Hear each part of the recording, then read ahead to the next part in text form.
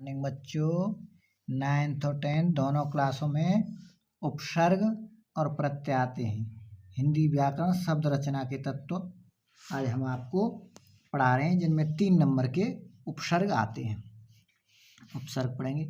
जिन शब्दांशों का स्वयं अपना कोई अर्थ नहीं होता, परंतु शब्द के पहले जुड़कर अर्थ में विशेषता उत्पन्न कर देते हैं या उनके अर्थ बदल देते हैं, उन्हें उपसर्ग कहते हैं।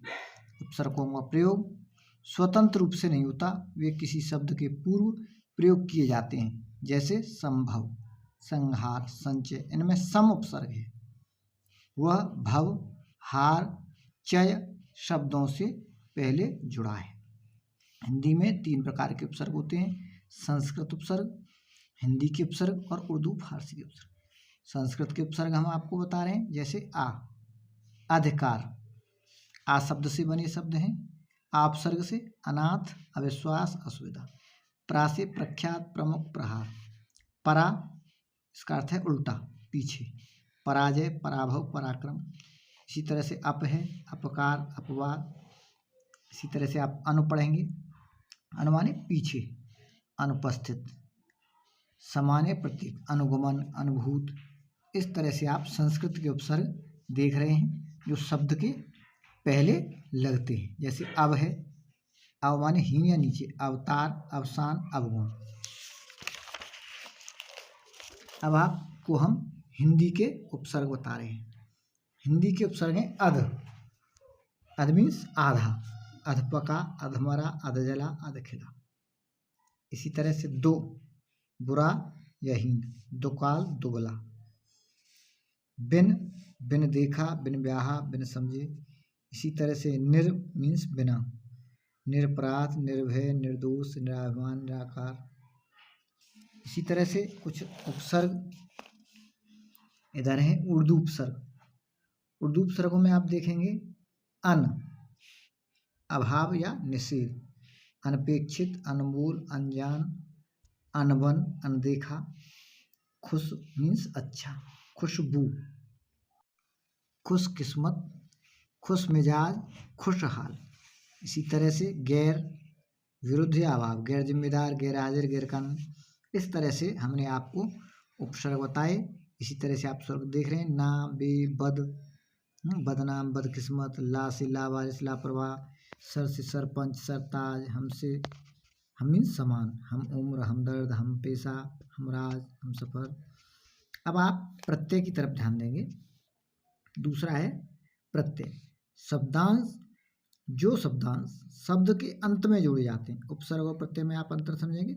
उपसर्ग शब्द के पहले जोड़ा जाता है और ये प्रत्यय जो है शब्द के अंत में जोड़े जाते हैं और उनके जुड़ने से अर्थ बदल जाता है, उन्हें प्रत्यय कहते हैं। इन शब्दांशों का स्वतंत्र प्रयोग नहीं होता है।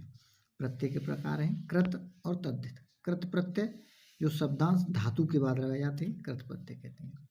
तद्धित प्रत्यय जो शब्दांश धातु के अतिरिक्त अन्य शब्द, संज्ञा, विशेषण आदि के बाद जुड़कर नए शब्द बनते हैं।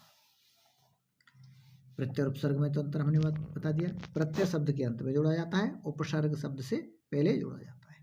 उपसर्ग लगने से शब्द का अर्थ बदल जाता है, प्रत्यय लगने से अर्थ में कोई विशेष अंतर खास नहीं पड़ता है। अब प्रत्यय के उदाहरण देखेंगे, जैसे अनु, गमन, पठन, दर्शन, अ, चाल, पढ़ना, खेल, खेलना से, दौड़, दौड़ना से, अनीय, पूजनीय, दर्शनीय, नमनीय, सहनीय, वंदनीय, पठनीय, अक, मोहक, दर्शक, लेखक, पाठक, बोधक, बैठक। इसी तरह से और देखेंगे आप, आवा, पहनावा, उढ़ावा, दिखावा, चढ़ावा, आव, बचाव, दुराव, छिपाव, बहाव। ऐसे ई है हंसी, माफी, द्वेषी, द्रोही, धमकी है। नी, कहानी, कथनी, करनी, ओढ़नी। वट प्रत्यय है, आवट यानी वट, सजावट, लिखावट, गिरावट, थकावट, बनावट। आई है पढ़ाई, लिखाई, सुनवाई, दिखाई। तद्धित प्रत्यय के कुछ उदाहरण हैं, जैसे आलू, झगड़ाल, दयाल, कृपाल, शंकाल। आनी, सेठानी, नौकरानी, देवरानी, जेठानी, पंडितानी। इसी तरह से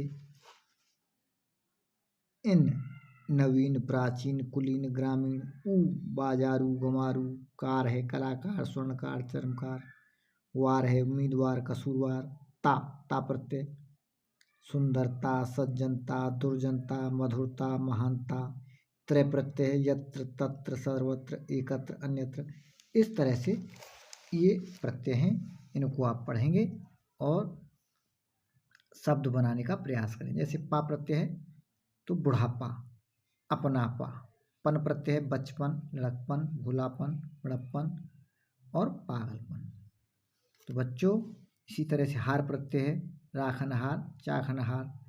वया, गवया, सवया, खिवैया। वट प्रत्यय बनावट, लिखावट। तो आज आप उपसर्ग और प्रत्यय का रिवीजन करेंगे।